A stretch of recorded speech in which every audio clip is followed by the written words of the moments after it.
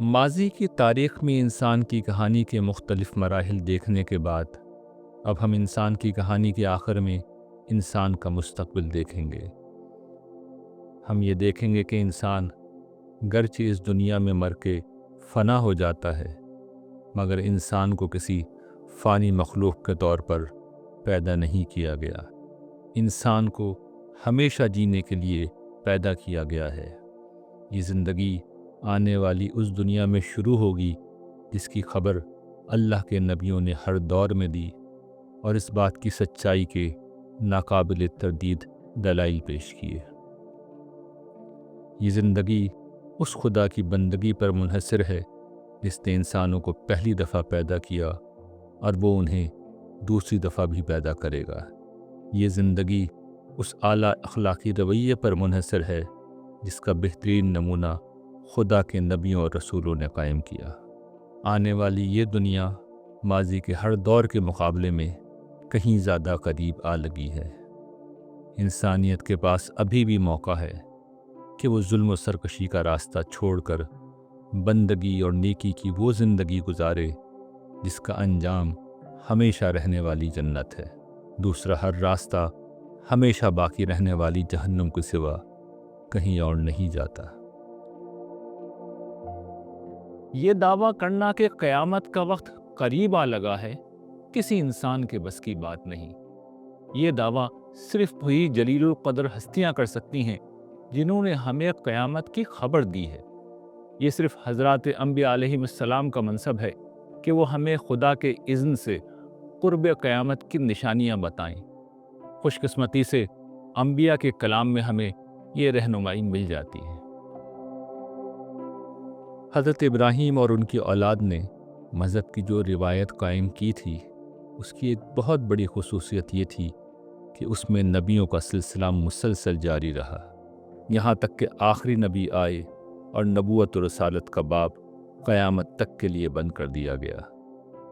اس مذہبی روایت میں یہ اہتمام بھی کیا گیا تھا کہ حضرات انبیاء آنے والے اہم واقعات کو پہلے سے بیان کر دیتے تھے۔ حضرت موسیٰ کے بعد سے یہ مذہبی روایت چونکہ کتابوں کی شکل میں مدون ہو گئی، اس لیے یہ آج بھی دیکھا جا سکتا ہے کہ وہ اہم ترین واقعات کیا ہیں جن کی پیشگوئی پچھلے انبیاء کر کے گئے ہیں۔ اس عظیم مذہبی روایت کا مطالعہ یہ بتاتا ہے کہ اس مذہبی روایت میں 3 بنیادی پیشگوئیاں کی گئی تھیں جو تینوں ہی تاریخ کے اہم ترین مواقع ثابت ہوئے۔ پہلی پیشگوئی حضرت عیسیٰ علیہ السلام کی آمد کی تھی۔ ان کی آمد کی خبر نہ صرف قدیم آسمانی صحائف میں دی گئی تھی، بلکہ ان کے آنے سے قبل ہی ایک عظیم نبی حضرت یحییٰ کو مبعوث کیا گیا کہ ان کے آنے کی خوشخبری سنا کر ان کی راہ ہموار کریں۔ حضرت عیسیٰ کے آنے سے پہلی پیشگوئی پوری ہو گئی، اور اس کے پورا ہونے کے نتیجے میں یہ تاریخی واقعہ پیش آیا کہ بنی اسرائیل امامت عالم کے منصب سے برطرف کر دیے گئے۔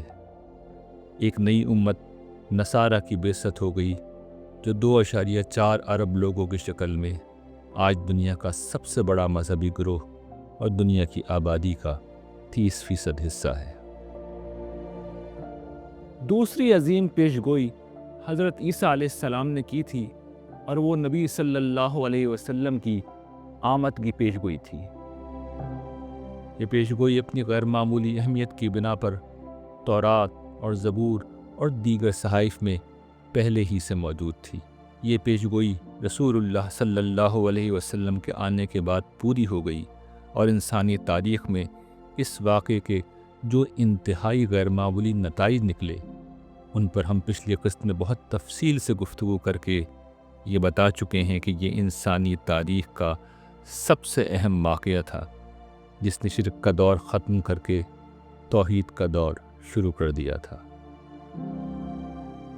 تیسری پیشگوئی بھی حضرت عیسیٰ علیہ السلام ہی نے کی تھی، اور یہ بتایا تھا کہ نبی صلی اللہ علیہ وسلم کی بعثت کے بعد 1000 برس کے لیے ابلیس کو بند کر دیا جائے گا۔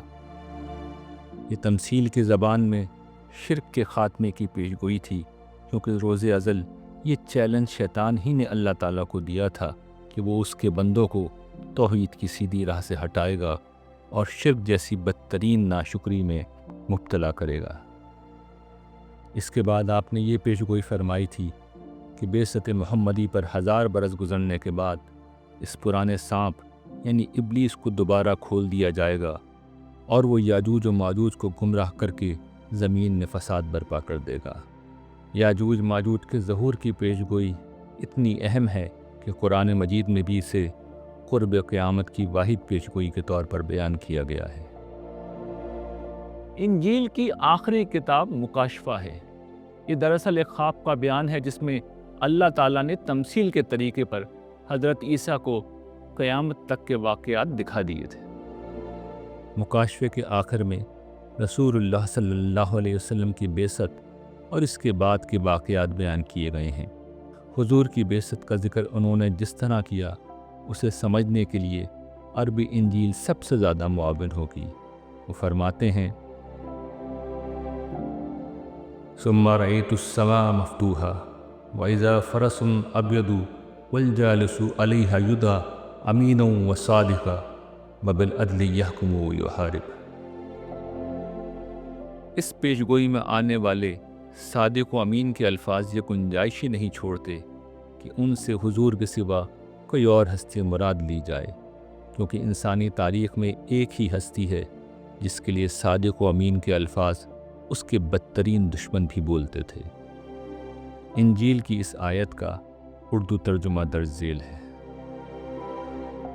پھر میں نے آسمان کو کھلا ہوا دیکھا اور کیا دیکھتا ہوں کہ ایک سفید گھوڑا ہے اور اس پر ایک سوار ہے جو سچا اور برحق کہلاتا ہے، وہ راستی کے ساتھ انصاف اور لڑائی کرتا ہے۔ حضرت عیسیٰ حضور کی آمد کے بعد آپ کو ملنے والے غلبے کا تمثیلی تذکرہ کرنے کے بعد فرماتے ہیں اور جب 1000 برس پورے ہو چکیں گے تو شیطان قید سے چھوڑ دیا جائے گا اور ان قوموں کو جو زمین کے چاروں طرف ہوں گی یعنی جوج و ماجوج کو گمراہ کر کے لڑائی کے لیے جمع کرنے کو نکلے گا، ان کا شمار سمندر کی ریت کے برابر ہوگا، اور وہ تمام زمین پر پھیل جائیں گی اور مقدسوں کی لشکرگاہ اور عزیز شہر کو چاروں طرف سے گھیر لیں گی اور آسمان پر سے آگ نازل ہو کر انہیں کھا جائے گی۔ اس بات کا مطلب یہ ہے کہ حضور کے 1000 برس بعد شیطان ایک دفعہ پھر فعال ہو جائے گا۔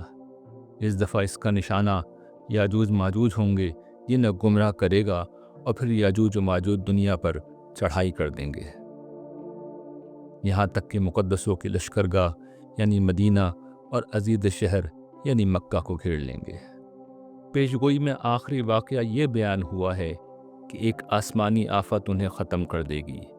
یہ آسمانی آگ بظاہر آسمان سے آنے والی کوئی خلائی چٹان یا اسی نوعیت کی کوئی آفت ہے جو قیامت کے سانحے کو جنم دے گی۔ ہمارے اس فہم کی وجہ یہ ہے کہ اس کے بعد مکاشفہ میں مردوں کے حساب و کتاب، جہنم اور جنت کا بیان ہے۔ یہ سب ظاہر ہے کہ قیامت کے بعد آخرت کی دنیا کے احوال ہیں جو حضرت عیسیٰ کو دکھائے گئے تھے۔ رسول اللہ صلی اللہ علیہ وسلم کی آمد کے ساتھ ابراہیمی روایت کی 3 میں سے 2 عظیم پیشگوئیاں پوری ہو چکی تھیں۔ لہٰذا آپ کو جو کتاب قرآن مجید دی گئی اس میں صرف تیسری پیشگوئی ہی کا ذکر ہے، اور اس کی اہمیت یہ ہے کہ رسول اللہ صلی اللہ علیہ وسلم کے بعد آنے والے زمانے میں قرب قیامت کے حوالے سے قرآن مجید کی واحد پیشگوئی یہی ہے، یہاں تک کہ وہ وقت آ جائے جب یاجوج ماجوج کھول دیے جائیں اور وہ ہر بلندی سے پل پڑیں اور قیامت کا وعدہ برحق قریب آ جائے، تو ناگہاں ان منکروں کی آنکھیں کھلی کی کھلی رہ جائیں اور بول اٹھیں کہ ہائے ہماری کم بختی، ہم اس سے غفلت میں پڑے رہے بلکہ ہم ظالم تھے۔ حضرت عیسیٰ نے یاجوج و ماجوج کے غلبے کو جس طرح قرب قیامت سے پہلے کے واقعے کے طور پر بیان کیا تھا، قرآن مجید نے اسی طرح یاجوج و ماجوج کی الغار کو قرب قیامت کی نشانی کے طور پر بیان کیا ہے۔ حضرت عیسیٰ نے اس نشانی کے ظہور کا وقت بھی متعین طور پر بیان کر دیا تھا، یعنی بعثت نبوی کے 1000 برس بعد۔ جب اس سوال کا جواب تلاش کرنے کے لیے جدید تاریخ کا مطالعہ کیا جاتا ہے اور دیکھا جاتا ہے کہ 7ویں صدی عیسوی جو رسول اللہ صلی اللہ علیہ وسلم کے ظہور کی صدی تھی، اس کے ٹھیک 1000 سال بعد کیا واقعہ پیش آیا، تو بغیر تردد کے ہم یہ بتا سکتے ہیں کہ 1000 سال بعد یعنی 17ویں صدی میں یورپ میں وہ فکری انقلاب آیا جس کے نتیجے کے طور پر آنے والے دنوں میں خدا کی ہستی کا انکار کر دیا گیا۔ تاریخی طور پر بھی یہ بات معلوم ہے کہ یاجوج و ماجوج سے مراد وہ لوگ ہیں جو پرانے صحیفوں کے نزول کے وقت فلسطین کے شمال میں، روس، سینٹرل ایشیا، شمالی اور مشرقی یورپ وغیرہ میں آباد تھے، اور دور جدید میں یورپ سے نکل کر امریکہ اور آسٹریلیا وغیرہ تک جا پہنچے۔ یہی حضرت عیسیٰ کو دکھائے گئے خواب کا مطلب تھا کہ خدا کی ناشکری کے لیے جو کام شیطان نے پہلے شرک سے لیا تھا، اب وہ کام اس نے انکار خدا سے لے لیا، اور یہی یاجوج و ماجوج کو گمراہ کیے جانے کا مطلب تھا۔ شیطان دوبارہ زندہ ہو چکا ہے۔ اہل توحید کی جنگ اب براہ راست شیطان کے ساتھ ہے۔ ابراہیمی مذاہب کی اس عظیم روایت کی پیشگوئیوں میں رسول اللہ صلی اللہ علیہ وسلم نے بھی اضافہ کیا ہے۔ قرب قیامت سے متعلق نبی صلی اللہ علیہ وسلم کی متعدد پیشگوئیاں موجود ہیں۔ نبی پر ایمان کا تقاضا ہے کہ اس پر یقین رکھا جائے کہ جو کچھ آپ نے فرمایا، اگر آپ کی طرف اس کی نسبت اور اس کی بابت ہمارا فہم درست ہے تو وہ ہر حال میں پورا ہوگا۔ مگر انسان کی کہانی میں ہمارے مخاطبین ماننے والے ہی نہیں، نہ ماننے والے بھی ہیں، اس لیے ہم صرف انہی پیشگوئیوں کو لے رہے ہیں جو اس طرح پوری ہو چکی ہیں کہ کوئی شخص ہوش و حواس میں رہ کر ان کا انکار نہیں کر سکتا۔ چنانچہ حضور کی پیشگوئیوں میں سے بھی ہم اسی پیشگوئی کو لے رہے ہیں جسے ہر شخص سر کی آنکھ سے دیکھ سکتا ہے۔ احادیث سے معلوم ہوتا ہے کہ ایک دفعہ حضرت جبرائیل علیہ السلام انسانی شکل میں حضور کے پاس تشریف لائے اور ان سے دین کے متعلق کچھ بنیادی سوالات کیے تھے۔ آخری سوال قیامت کے بارے میں تھا کہ یہ کب آئے گی۔ حضور نے فرمایا کہ جس سے پوچھا جا رہا ہے وہ پوچھنے والے سے زیادہ نہیں جانتا۔ اس پر حضرت جبرائیل نے کہا کہ اس کی علامات بیان کر دیں۔ اس کے جواب میں حضور نے جو کچھ فرمایا وہ اس طرح تھا: قیامت کی علامت یہ ہے کہ لونڈی اپنی مالکہ کو جنم دے، اور یہ کہ تم ننگے پاؤں، ننگے بدن، نادار بکریاں چرانے والوں کو دیکھو کہ وہ اونچی سے اونچی عمارتیں بنانے میں ایک دوسرے کے ساتھ مقابلہ کر رہے ہیں۔ عرب کی سرزمین میں یہ پیشگوئی ہر شخص اپنی آنکھوں سے پوری ہوتی ہوئی دیکھ سکتا ہے۔ اونچی اونچی عمارات کی تعمیر وہ چیز ہے جس میں دنیا کا کوئی خطہ سرزمین عرب کا مقابلہ نہیں کر سکتا۔ پیشگوئی کے دوسرے حصے میں غلامی کے خاتمے کی پیشگوئی کی گئی ہے کہ ایک عورت جو حمل کے وقت لونڈی ہوگی مگر اگلے دن جب بچہ جنے گی تو غلامی کا خاتمہ ہو چکا ہوگا اور وہ بچی مالکن کی حیثیت سے پیدا ہوگی۔ یہ دونوں واقعات پچھلے چند اشروں میں سرزمین عرب میں آگے پیچھے پیش آئے ہیں۔ عرب میں غلامی سرکاری طور پر 1962 میں ختم ہوئی۔ وہاں تیل پہلے ہی دریافت ہو چکا تھا، مگر جس دور میں عرب میں غلامی ختم ہوئی، ٹھیک اسی دور میں دنیا میں تیل کے بڑھتے ہوئے استعمال نے عرب ممالک میں دولت کے انبار لگا دیے۔ اونچی اونچی عمارات کی تعمیر اسی دولت کا نتیجہ ہے۔ قرب قیامت کی ان پیشگوئیوں کا مقصد لوگوں کو جھنجھوڑنا ہے کہ دلیل سے نہ ماننے والے لوگ اپنی آنکھوں سے قیامت کے آثار دیکھ کر ہوش میں آ جائیں۔ جس کسی کو لوٹنا ہے وہ ابھی خدا کی طرف لوٹ آئے، اس لیے کہ عنقریب یہ موقع ہمیشہ کے لیے ختم ہو جائے گا۔ انسان کی کہانی میں ہم انسان کے آغاز سے لے کر آج تک کے اس دور میں آ چکے ہیں جب قیامت کا حادثہ قریب آ لگا ہے۔ اب اہم واقعہ صرف قیامت کا ہے۔ اسی کی تفصیل ہم انسان کی کہانی کی اگلی قسط میں بیان کریں گے۔ تب تک کے لیے اللہ نگہبان۔ نگاہ شوق میں آ پردہ گماں سے نکل، میں اپنی ذات سے نکلوں، میں اپنی ذات سے نکلوں، تو لامکان سے نکل، نگاہ شوق میں آ پردہ گماں سے نکل، نگاہ شوق میں آ پردہ گماں سے نکل۔